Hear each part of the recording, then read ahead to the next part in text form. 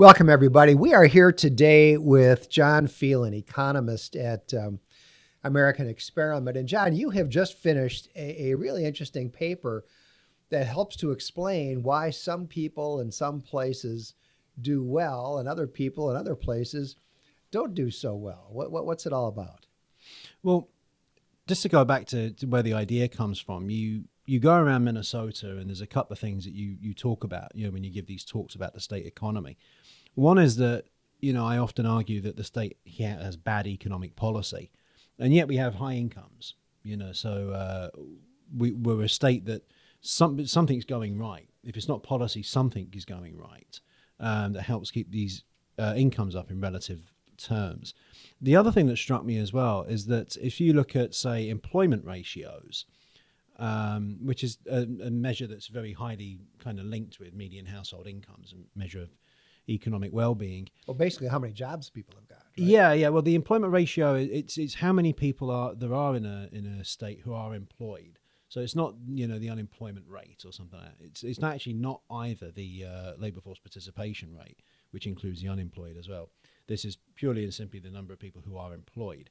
And what you see actually is when you rank the states by these employment ratios, Minnesota and its neighbors are always up near the top, which is interesting. So Minnesota and like what? Minnesota, and you see Iowa, you see North and South Dakota, you see Wisconsin's never quite as high up there, but it's always in the top 10. It's usually like 10th or something like that.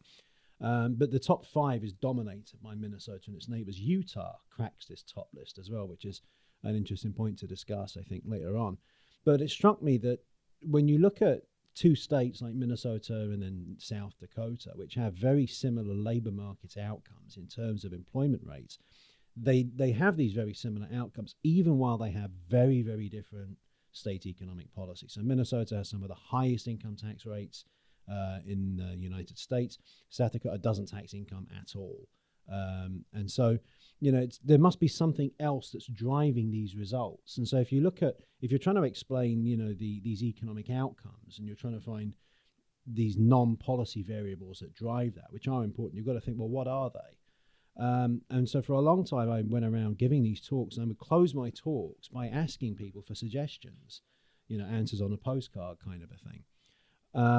And then one day I was leafing through this report, The Geography of Social Capital in America, which was produced by a thing called the Social Capital Project, which is run by the Joint Economic Committee of Congress under the auspices of a guy called Mike Lee, Senator Mike Lee. And it's really good stuff. And what they do is they have a ranking of social capital, all the states by their social capital. And what struck me is when you look at a map of America, where lighter coloured states have higher levels of social capital, there was, just eyeballing it, a strong correlation with these employment ratios that we always had in our reports. So I wondered, so the states with the highest social capital, according to the Social Capital Project run by Congress, are Minnesota and its neighbors and Utah. Yeah, absolutely. Utah is a funny one. It's like a kind of Midwestern state that's gone rogue, and it's wandered off down into the southern part of the United States. But there's a lot to say about Utah actually as an example. So what I wanted to do actually is to use this data, the Social Capital Index, and think, well, it looks like a good fit. Is it really a good fit? And there's kind of all sorts of statistical tests you can do on that. And what I do basically in the paper is I take the Social Capital Project's data. They take this Social Capital Index, and they did 2. So they did one for the state level, one for the county level. And I use the county level one because that gives you 3,000 observations, almost every county in America. There's some, for various reasons, you have to exclude, but you've got an awful lot of observations there.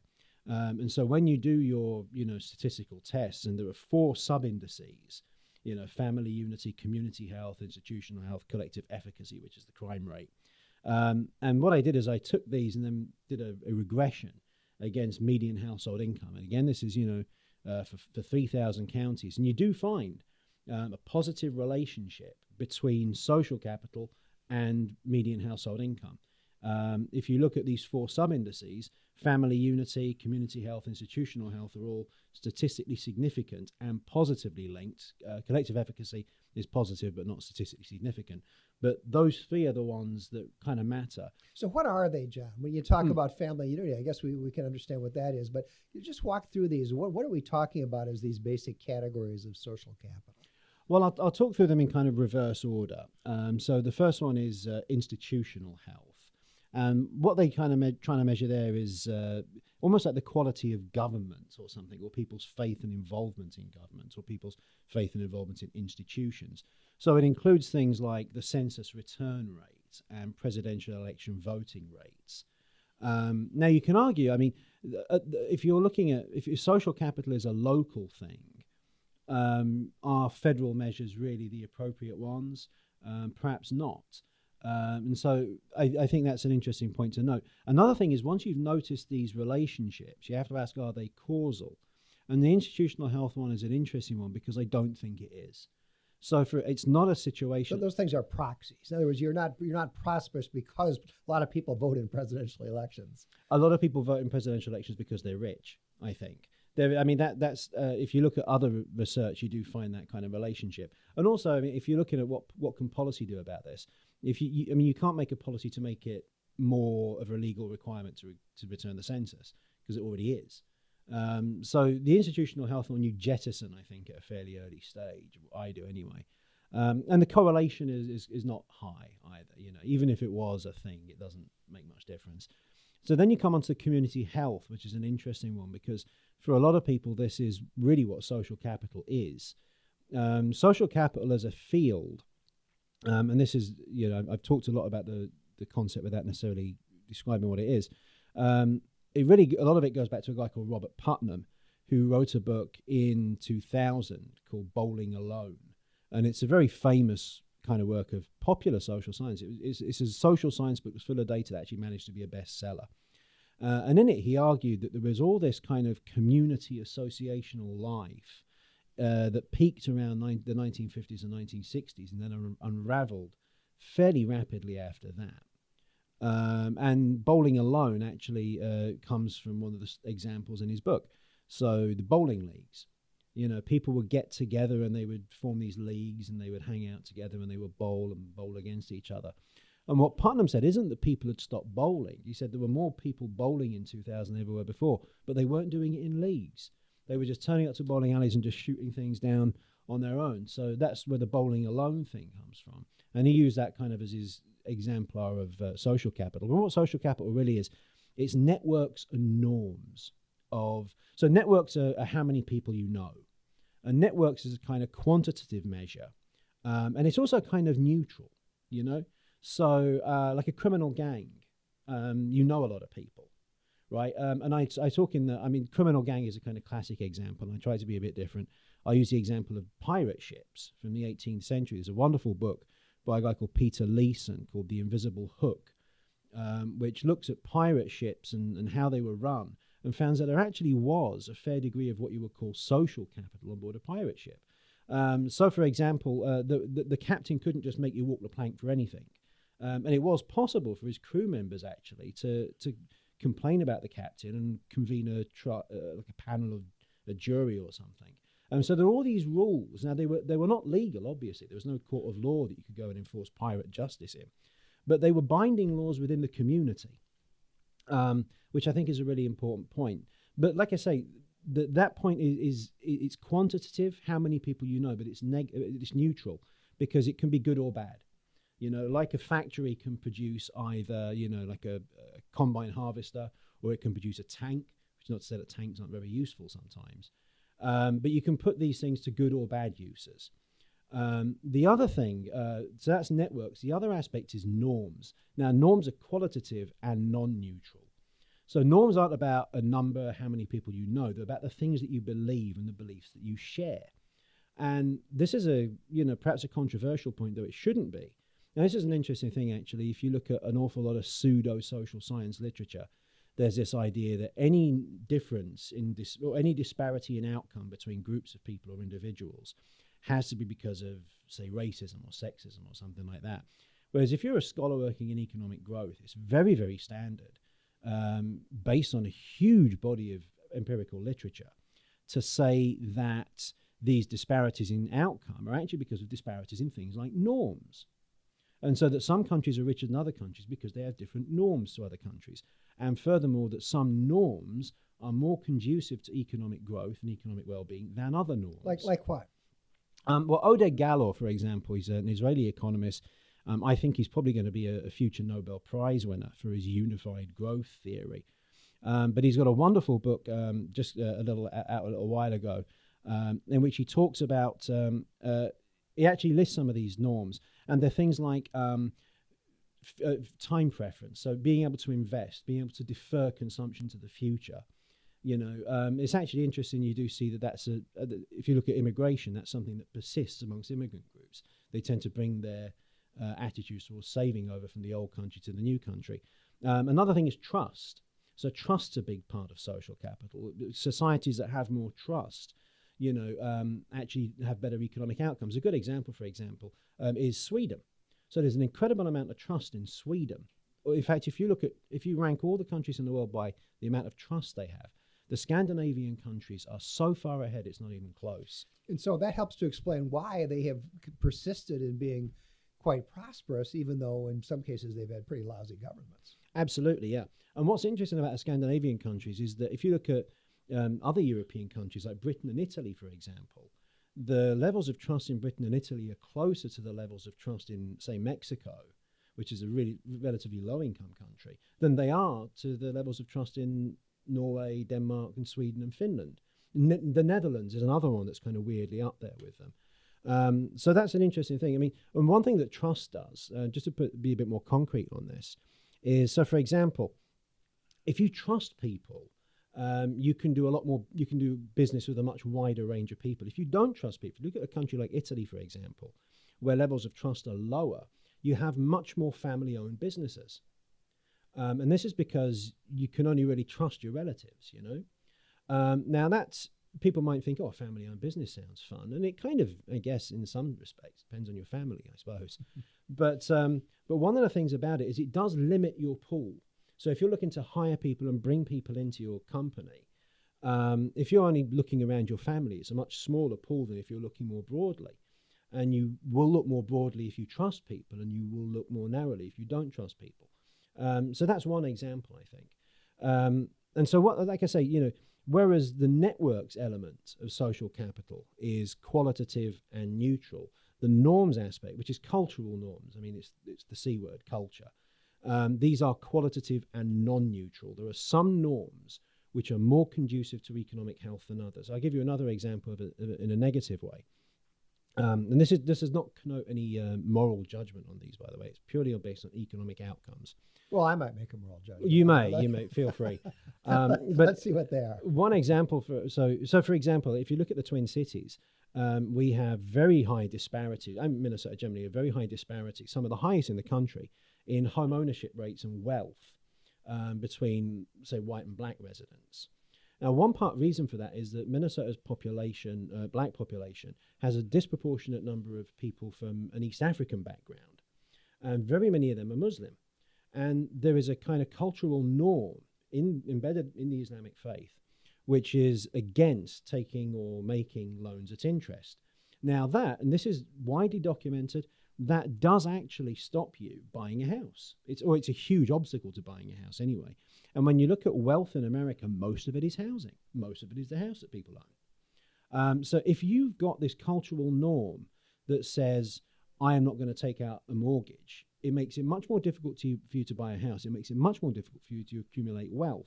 And there is a source of disparity, which is not about racism or anything like that. It's about differing cultural norms. Norms do not need to be illegal to be suboptimal from an economic perspective.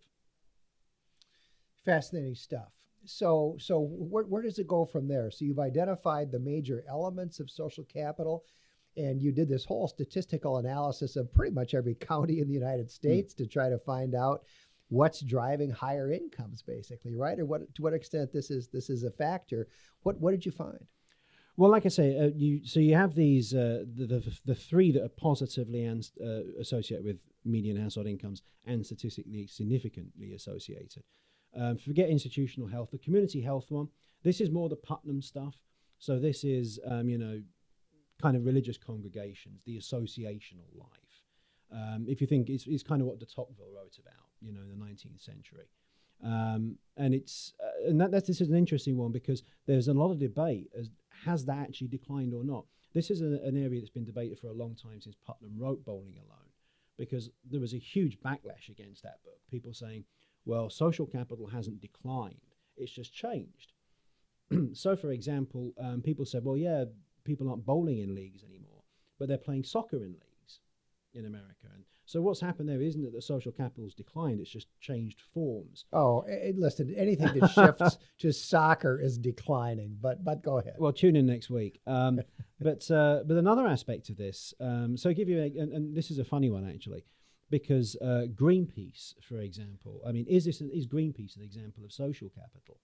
And that was actually, Greenpeace was cited by some of Putnam's critics because Putnam says that basically people don't turn up to neighborhood meetings anymore, and things like that. Union meetings where everyone gets together in the union hall and argues or something like that, community groups. People try to argue, well, yeah, no, that doesn't happen. What happens now is people join things like Greenpeace, the online, petitions and all the rest of it. That's social capital. But Putnam makes a point, and I think it's a very good one, that they're not substitutes for each other. The one is, or if the one is a replacement for the other, it's not a very good replacement. So, for example, having lots of people come together and have a meeting or something there's much more social capital embedded in that than there is someone sends you an email, sign a petition, click, sign your petition, and you go off.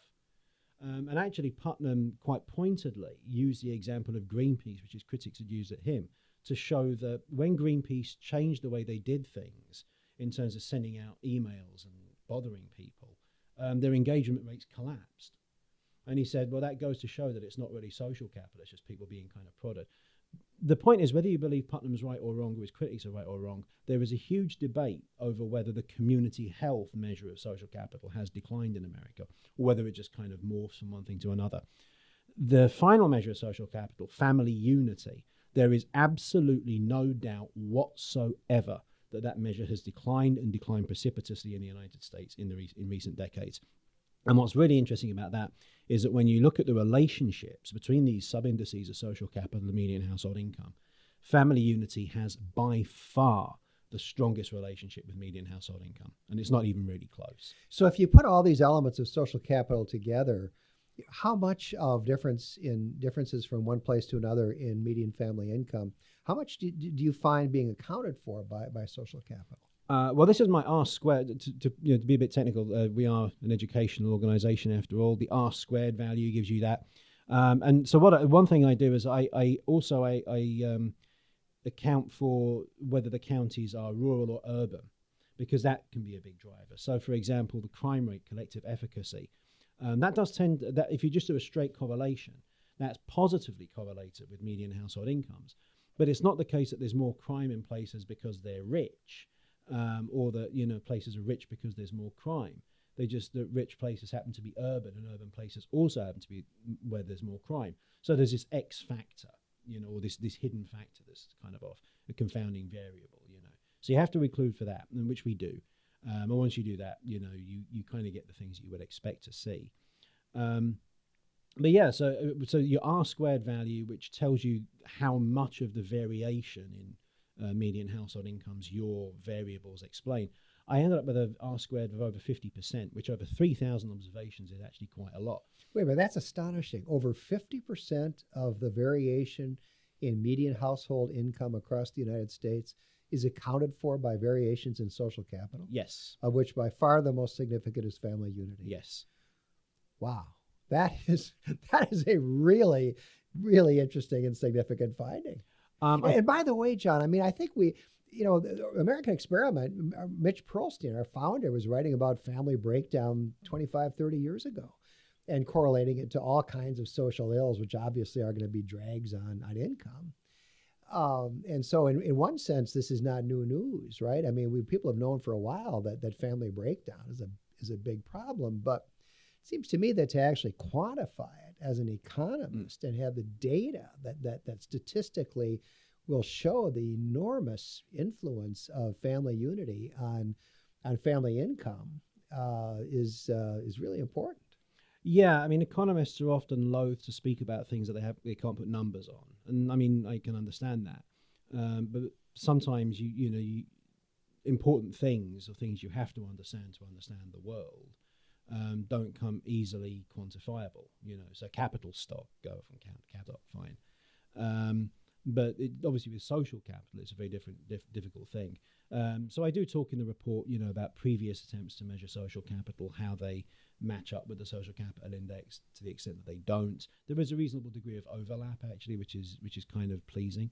It tells you that you're kind of looking in the right direction.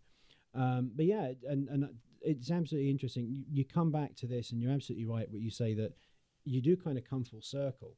And you are back at stuff that the centre's really led the way on. And what's interesting about this is, I mean, I drew very heavily in the report on a couple of Mitch's books.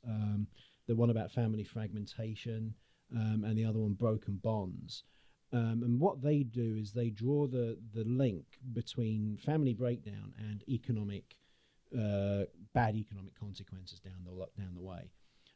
Just give you a quick example of that. So it stands to obviously, it's one of the most obvious things you can say is that if you've got a household with more people in it earning income, that household will have a higher income on average than a household that only has one person in it. So this shouldn't surprise people. I mean, you're not saying anything shocking here. What's really interesting, I mean, Mitch will tell you that, he's got scars on his back from these debates over many, many years. And what's interesting is that this is a debate that seems to be having a time again. So there's a recent book out, I review it in the current edition of the magazine, actually, by Richard Rees of the Brookings Institute, of Boys and Men, where he looks at all the various ways in which young men in America are really struggling. Struggling in school, struggling in terms of family breakdown, they're absentee fathers to the extent that they are fathers. And they're also struggling economically.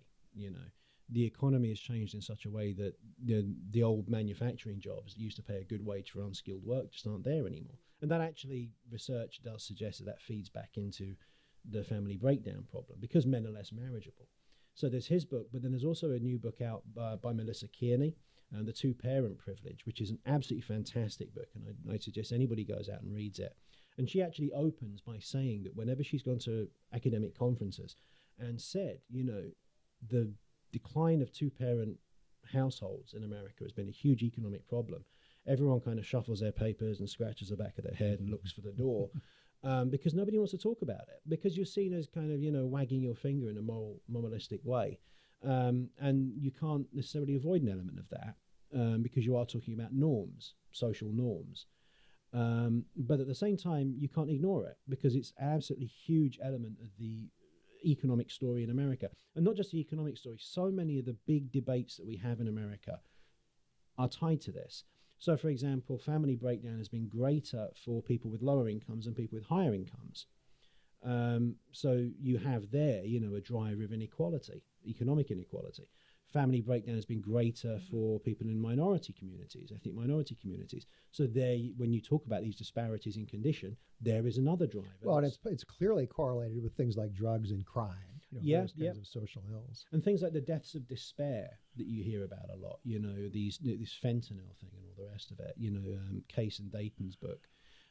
So there's it's kind of a nexus that draws all these things together. And I'd say, just as a final quick point, there's a book due out in February, I think, by a guy called Brad Wilcox. I think it's the University of Virginia, the Institute for Study of the Family, which covers the same thing. So this is an area that people, and Wilcox, I think, leans kind of right. Kearney leans ever so slightly left. But people from across the aisles now are recognizing this as the problem it really is. So I'm very pleased that this is an incredibly timely bit of work. Well, that's fantastic, John. When is it going to be out? When can our listeners try to read it? It is being worked on at the moment so that it looks all fantastic and eye-catching and all the rest of it. But it's all written. It will be done very, very soon. So I would say no more than 2 weeks out, and it will be on our website. watch for it at americanexperiment.org. And that'll do it for today. Thank you very much.